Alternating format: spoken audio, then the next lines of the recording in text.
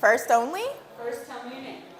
Tara. You can say first and last if you want. My name is Tara Beckford.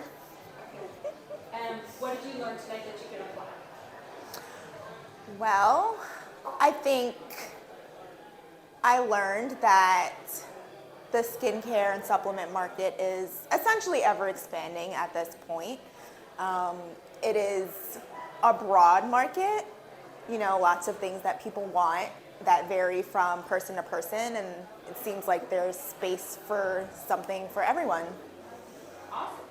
And what was your biggest takeaway? My biggest takeaway is that it is a great opportunity to break into.